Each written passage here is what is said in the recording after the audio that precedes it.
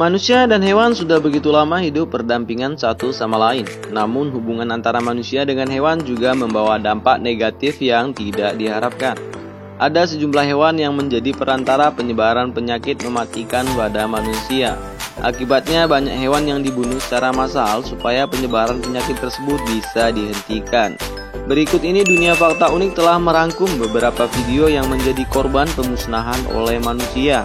Tapi sebelum lanjut ke videonya, mari kita berteman dengan cara klik tombol subscribe dan loncengnya, supaya kamu adalah orang yang pertama mendapatkan notifikasi dari channel ini. Setuju? Orang yang makan nangka, kamu yang kena getahnya. Inilah yang terjadi pada kucing dan anjing pada abad 17 yang lalu. Dahulu pernah terjadi virus yang sangat mematikan kepada manusia. Virus ini dinamakan Black Death.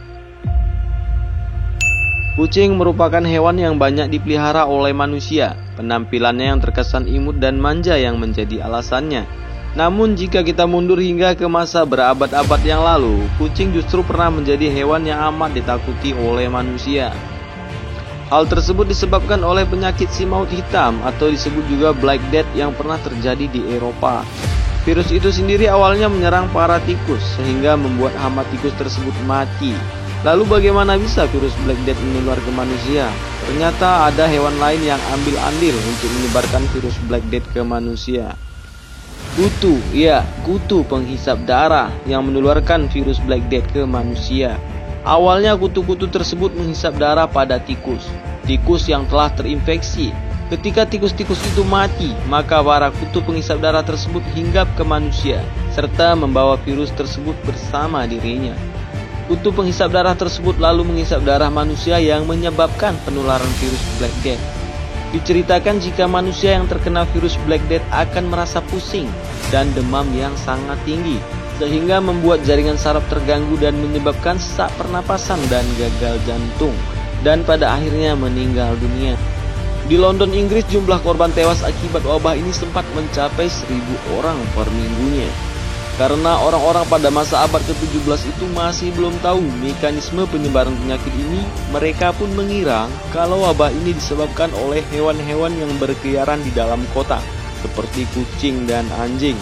Akibatnya hewan-hewan ini pun kemudian dibunuh secara massal oleh pemerintah. Total ada 40.000 ekor anjing dan 200.000 ekor kucing yang dibunuh di London pada masa itu. Lalu terjadi lagi pemusnahan besar-besaran di era modern ini. Kali ini yang jadi sasaran adalah kelelawar yang dianggap sebagai penyebab virus corona. Sejak permulaan tahun 2020, dunia dihebohkan oleh wabah penyakit COVID-19. Penyakit ini disebabkan oleh virus corona yang menyerang saluran pernapasan. Saking tingginya tingkat penularan dan angka kematian yang ditimbulkan oleh penyakit ini, sejumlah negara sampai memperlakukan kebijakan lockdown untuk membatasi penyebaran virus. Kendati demikian, asal-usul virus corona masih belum diketahui secara akurat. Virus ini diyakini berasal dari sebuah pasar kota Wuhan yang menjual daging hewan mentah, seperti kelelawar dan lainnya. Kebetulan kota Wuhan merupakan salah satu kota pertama kali yang dilanda wabah COVID-19.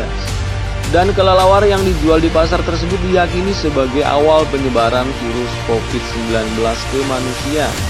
Kabar tersebut lantas membuat orang-orang di belahan dunia lain merasa panik. Mereka merasa khawatir kalau kelelawar yang tinggal di tempat mereka mungkin bakal menjadi perantara penyebaran virus corona. Lantas, kelelawar-kelelawar tersebut dimusnahkan dengan cara dibius lalu dibakar.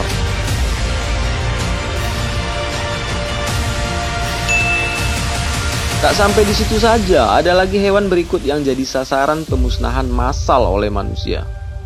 Ayam. Ya, ayam merupakan salah satu hewan yang paling banyak diternakkan di dunia, tak terkecuali di Indonesia. Alasannya sederhana saja, makanan hasil olahan daging ayam merupakan hidangan yang amat digemari oleh banyak orang. Ayam juga memiliki metode perawatan yang relatif mudah. Namun dunia dikejutkan munculnya wabah flu burung di kawasan Asia. Kepanikan langsung muncul di kalangan publik. Flu yang menjangkiti unggas ke manusia membuat gempar seluruh dunia. Wabah ini disebabkan adanya virus H5N1. Supaya virus ini tidak menyebar terlampau jauh, kasus pemusnahan ayam pun mulai terjadi di Jepang pada bulan Mei 2021 lalu. Tak tanggung-tanggung, jumlah ayam dan bebek yang dimusnahkan mencapai lebih dari 9 juta ekor.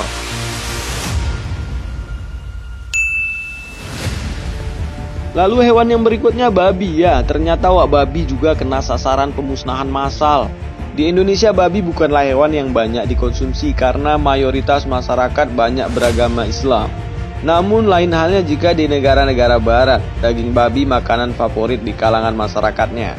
Babi juga merupakan hewan yang mudah dipelihara karena babi bisa hidup hanya dari memakan kotoran dan sampah organik sisa-sisa manusia. Akibat wabah tersebut sebanyak hampir 300.000 orang di seluruh dunia dikabarkan meninggal dunia akibat terinfeksi virus flu babi ini. Kejadian tersebut membuat orang-orang di belahan negara menaruh rasa takut kepada babi. Dampaknya pemerintah di sejumlah negara kemudian melakukan pemusnahan babi secara massal dengan dalih memperlambat penyebaran virus ini. Di Mesir kuno contohnya, ada 300.000 babi yang dimusnahkan sebagai bagian dari kampanye. Akibatnya keributan sempat timbul antara aparat dan peternak babi setempat.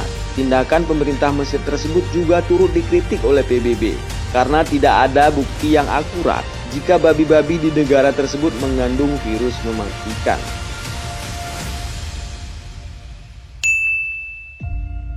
Nyamuk, ya, siapa yang gak kenal nyamuk? Serangga kecil ini sudah begitu dikenal oleh manusia sebagai serangga yang mengganggu. Pasalnya nyamuk memiliki kebiasaan untuk hinggap pada manusia dan menghisap darah korbannya.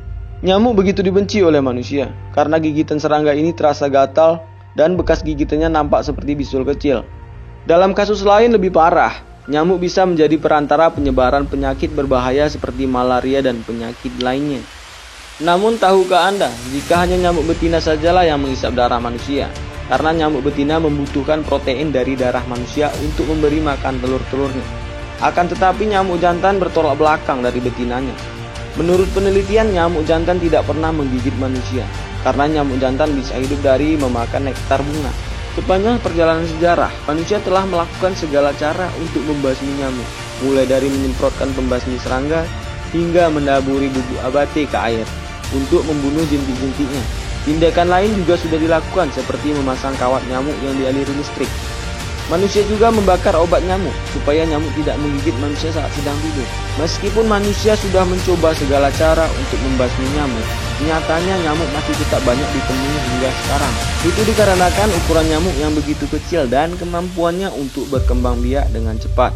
Fakta dari hewan nyamuk ini pun tetap memiliki populasi yang melimpah hingga sekarang.